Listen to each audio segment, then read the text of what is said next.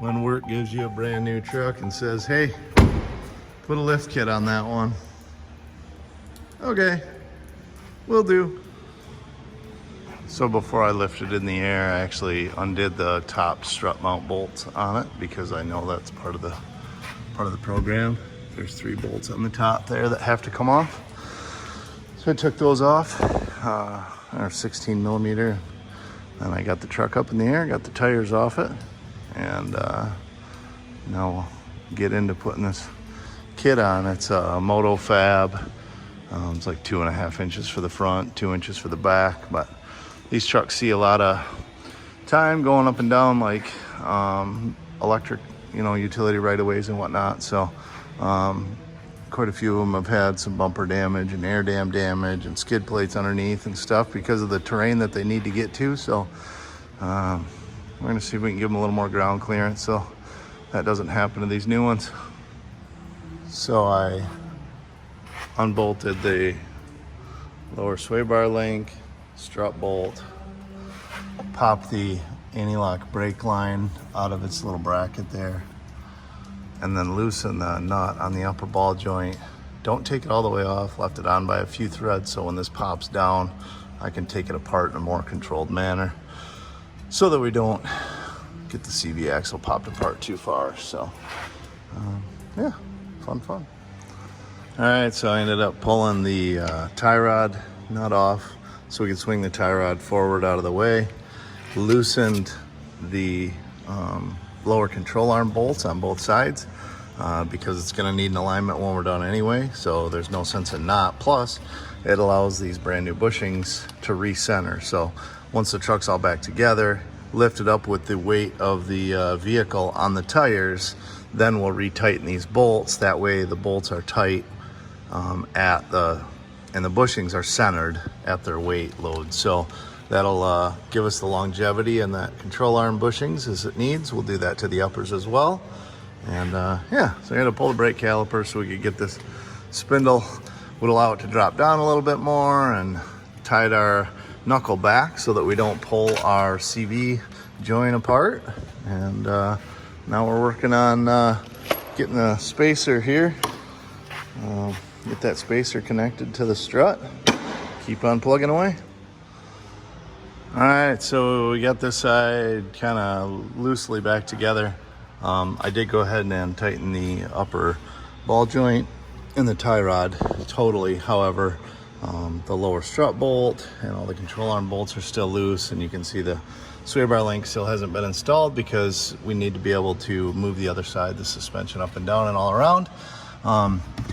So when I put the strut in, I actually go ahead and put the bolts in the top first, get that into place. I've done one of these before, and doing the bottom first and trying to get the top, it was a nightmare. Super hard time. Doing the top first, the bottom one, I was able to get the bolt in myself. However, I did have to have a second set of hands here. Well, I kind of pried the strut into position, and he pushed the bolt through coming from the other side. So just to get things to line up. But yeah, all back together. Black spacer tucked up in there, so you can't really see it, but we know it's there, and when it's done, we'll definitely know it's there.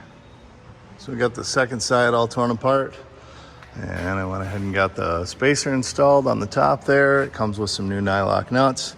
The holes are offset, so it does only go on one direction. You have to kind of spin it until you find that direction. No big deal. Get that all bolted up. Now we'll slide it back in here. You can see I got all my arms loosened up. Put a screwdriver up there to just kind of hold that upper arm way out of the way.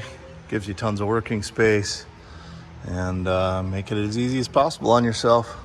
All right, so we got the front all buttoned up. Now we're moving on to the back.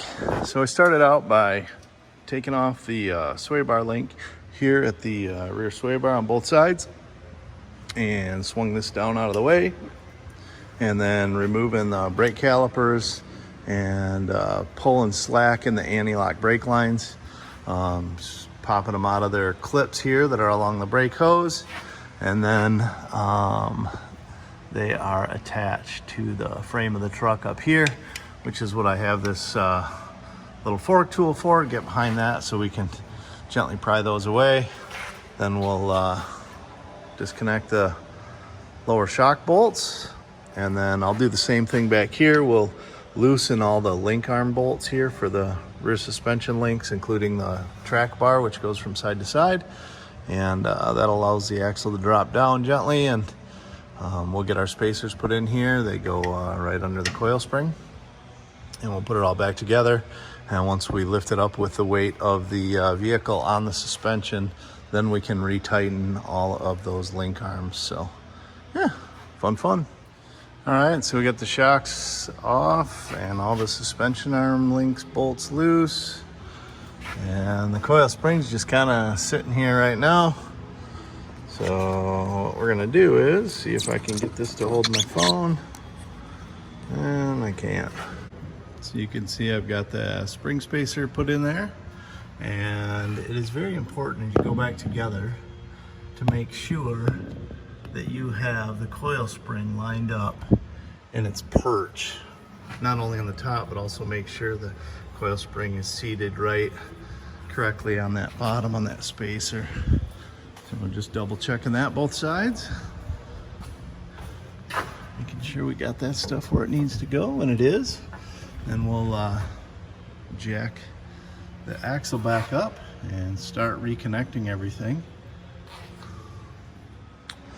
All right, so we got the shocks back in and left those loose still. Got the brakes all back on, sway bar link on, went ahead, tightened that stuff. We're gonna get the tires back on the truck all the way around and put the weight on the suspension, and then we'll go through and tighten all of the bolts where there's a rubber bushing that we've had loosened up for this process. So the link arms front and back on both the link arms front and rear bolts on both sides, the track bar back here, and then the ones that we had loosened up here, which are the upper and lower control arm bolts. So we'll go ahead and get the tires on her. So we got all the other suspension bolts and stuff tight, and we just had to come in here and tighten the top 3 bolts there on the strut on either side, and that's it. Everything's good to go. So here it is with its new attitude. Looks so much better. Hopefully it'll have the ground clearance so we won't be getting any smashed up bumpers and rocker panels. So unfortunately they make them run the tires until they're bad, and when it gets new tires, maybe we can bump it up a size, but for now that's it. And here's the difference compared to the other stock one that we just got in. So it's they're a lot different. And look at the fender heights. Entire fender, the rocker panel heights to the ground. So just we'll just pull a tape measure quick here and see, but so this truck is about 36 1/4 inches from the ground to the fender at the center. This one's 39 1/2. So of course it hasn't been aligned yet. After you do a few things, you know, it might settle a little bit, but the rear of the original truck is 39 inches from ground to center of fender, and the lifted truck's 41. So we ended up with like a 3-inch lift on the front and a 2-inch in the back, which that may be the kit they ordered, or maybe they misboxed them. Heck, I don't know. But anyway, that's it. Enjoy.